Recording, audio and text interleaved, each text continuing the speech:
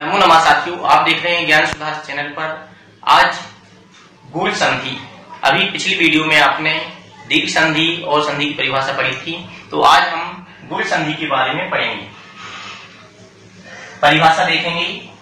आ अथवा आ के बाद ई उ री लिरी आए तो दोनों के स्थान पर क्रमशः ए ओ अर अल हो जाएगा। ये हमने परिभाषा पढ़ी। क्या पढ़ा है? आ या आ के बाद अगर ई उ री लिरी आए तो दोनों के स्थान पर, अर्थात आ और इधर ई उ री लिरी, इन दोनों के स्थान पर क्या हो जाएगा? क्रमशः ए ओ आर अल हो जाएगा। जैसे आ के बाद अगर ई आए तो इन दोनों के स्थान पर ए हो जाएगा। अब हम कुछ उदाहरण के माध्यम से इसको समझेंगे कि कैसे ए ओ आर अल होता है। तो अभी मैंने आपको दो तरीके यहाँ पर लिखे हैं, दो तरीके से आप इसको समझ सकते हैं। जैसे आ अथवा आ के बाद अगर ई या बड़ी ई कोई भी आए तो दोनों के स्थान पर ए होगा। उसी प्रकार आ या आ के बाद अगर उ या उ आए तो दोनों के स्थान पर ओ होगा। उसी प्रकार आ या आ के बाद ली अथवा री आए तो दोनों के स्थान पर अर, आ अथवा आ के बाद अगर ली आए तो दोनों के स्थान पर अल हो जाएगा। एक तरीका। दूसरा तरीका ये है कि यहाँ पर हमने शॉर्ट में लिखा है कि आ अथवा आ कोई भी आ हो, उसके बाद अगर ई कोई भी ई उ छोटी बड़ी री और लिरी आए तो दोनों के स्थान पर ए, इसका मतलब है हमें क्या समझना है? दोनों के स्थान पर, अर्थात इसके और इसके दोनों के स्थान पर क्या हो जाएगा? ए ओ, आ के बाद अगर उ आए तो ओ, आ के बाद ली आए तो अर और आ के बाद लिरी आए तो अल हो जाएगा। चलिए अब हम देखते हैं, उदाहरण के माध्यम से समझेंगे। जैसे यहाँ पर पहला उदाहरण लिख रहा हूं मैं, नर प्लस इंद्र। नर प्लस इंद्र, नर मतलब मनुष्य, इंद्र मतलब इंद्र। मनुष्यों के इंद्र को क्या कहते हैं? नरेंद्र कहते हैं। तो अब हम देखें इसकी संधि कैसे करेंगे हम। तो यहाँ पर अंत में क्या है? नर, रा में आ छुपा हुआ है तो आ को निकालेंगे और इधर क्या है? ई।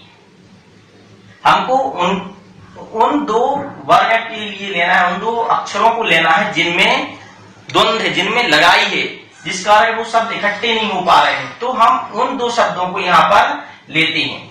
अब शेष जो बचा है इधर का भाग, अर्थात इनका परिवार, उसको हम अलग कर देते हैं क्योंकि उनमें किसी भी प्रकार की लड़ाई नहीं है। नर इधर, आधा ना और द्रा। अब चलते हैं हम सूत्र के प्रति, सूत्र की ओर चलते हैं। सूत्र क्या कह रहा है? आ के बाद अगर ई आए तो क्या करें? आ के बाद अगर ई आई तो ए करना है, ए बनाना है। उसी प्रकार इस सूत्र में भी आ के बाद अगर ई आए तो दोनों का ए हो जाएगा। तो हमने इन दोनों का क्या कर दिया? ए बना दिया। अब इसको जोड़ना है, बहुत अच्छे समझना। कैसे जोड़ेंगे? कुछ नहीं करना आपको, बस थोड़ा ध्यान रखना है, संधि अपने आप बनती जाएगी। ना का ना हमने इधर उतार दिया, आधे रा में एक ही मात्रा लगाएंगे तो रे, आधे रा में एक ही मात्रा लगेगी तो ए, नरे, आधा ना और द्र, नरेंद्र। तो बिल्कुल कठिन नहीं है संधि बनाना, बस हमको उसके नियम याद होना चाहिए। तो हमने आपको सरल तरीका एक ये भी लिखा है कि इस प्रकार समझ लें, आ के बाद अगर आ ई उ री लिरी आए तो दोनों के स्थान पर ए, क्रमशः ओ आर और अल हो जाएगा। अभी हमने नरेंद्र क्या समझा? नरेंद्र संधि। अब इसके बाद एक ओ का उदाहरण देख लें। जैसे महा प्लस उदधि। दूसरा उदाहरण यहां समझते हैं। महा प्लस उदधि। महा मतलब बहुत बड़ा, उदधि मतलब समुद्र। अब इसको हम कैसे जोड़ेंगे? फॉर्मूला हमको वही अपनाना है। सबसे पहले जिसमें द्वंद्व है, जिसमें लड़ाई है, उसको अलग कर दो। किसमें है? इधर आ, ये आ नहीं जुड़ा है और इधर का ऊ नहीं जुड़ा है। अगर ये दोनों जुड़े होते तो ये दोनों शब्द आपस में एक होते, तो ये नहीं जुड़े होने के कारण हम इन दोनों को अलग निकाल देते हैं। अब जो इनमें शेष बचे उनको अलग करते हैं। मह, इधर दधी, अर्थात हम जैसे इन दोनों में द्वंद्व था, इन दोनों में, तो ये पुलिस के पास गए, दोनों परिवार पुलिस के पास गए। दोनों पुलिस ने कहा कि जिनमें द्वंद्व है वो यहाँ पर रुकिए, जिनमें लड़ाई है वो यहाँ पर रुक जाइए। तो आ और रू को ने रोक लिया और दधी, माह और दधी को कह दिया आप बाहर जाइए। अब उन्होंने नियम बताया, पुलिस ने नियम बताया कि आ के बाद अगर ऊ आए, क्या है? आ के बाद अगर ऊ आए, जैसे यहाँ पर आ है, आ के बाद क्या आ गया? ऊ आ गया, तो पुलिस ने कहा नियम के हिसाब से तुम दोनों को एक होना चाहिए, क्योंकि आ के बाद ऊ आए तो वो हो जाता है। उसी प्रकार यहां भी इस नियम में भी आ के बाद अगर ऊ आए तो ओ हो गया। अब संधि, अब दोनों परिवार ये भी अब बाहर निकाल आए। अब दोनों परिवार क्या हो जाएंगे? एक हो जाए। कैसे? माँ का माँ, हा में ओ की मात्रा तो हो, और दा में दा का दा और धी का धी, तो क्या बन गया? महोदधी। अब इसके हमने दो उदाहरण सीखे, अब तीसरा उदाहरण भी देखें। चलिए पहला मिटाता हूं।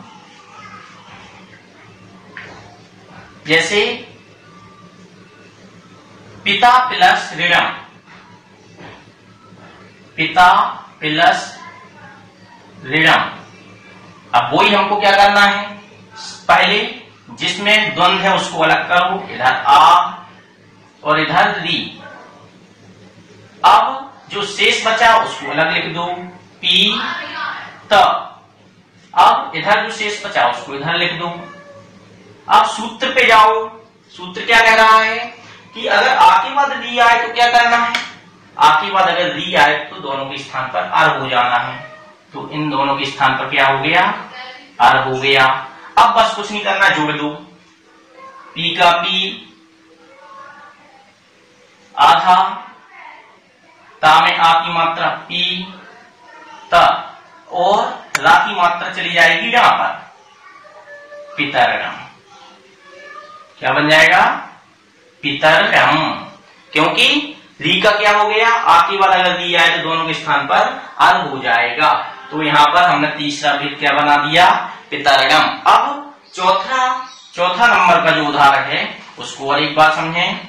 चतुर्थ नंबर का उदाहरण क्या कह रहा है कि जैसे, और कोई भी आप उदाहरण देख सकते हैं, जैसे यहाँ पर तव प्लस लिरकार, तव प्लस लिरकार, आ के बाद क्या आया? आ के बाद लिरी आई, तो दोनों के स्थान पहले यहाँ पर जो शेष बचा वो लिखो, फिर इधर कार, इधर अब आ के बाद अगर लिरी आए तो दोनों के स्थान पर अल हो जाएगा। अब जोड़ दो, ताकता आधिवा में आ की मात्रा हुआ, अब आधे ला के बाद कोई स्वर है नहीं इसलिए आधा रहेगा, तवल कार। तो संधि बनाना बहुत सरल है, आप ये नहीं सोचें कि हम संधि कैसे बना पाएंगे।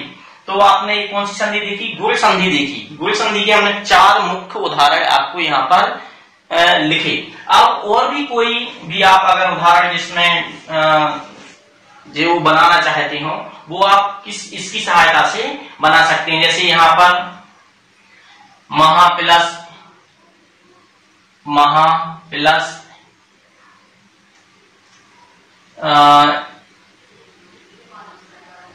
इति, या महा प्लस इच्छा, महा प्लस इच्छा। अब इसको जोड़ेंगे, महा प्लस इच्छा। आ की बात क्या है? आ, इसके बाद ई है, अब जो शेष बचा मह और इधर चछा। अब आ के बाद ई आए तो सीधा आपको सूत्र पे जाना है, क्या? ई बराबर माँ का माँ आधी हा में ए की मात्रा महे च। तो संधि बनाना बिल्कुल भी कठिन नहीं है, आप तुरंत ही इसकी संधि बना सकते हैं। तो आज हमने कौन सी संधि पढ़ी है? गुण संधि पढ़ी है। अगर साथियों आपको यह हमारा पढ़ाने संधि अच्छी लगी हो, समझ में आई हो, तो कृपया इस चैनल को सब्सक्राइब करें और लाइक करना ना भूलें। अब आगे की वीडियो में आप देखेंगे वृद्धि संधि।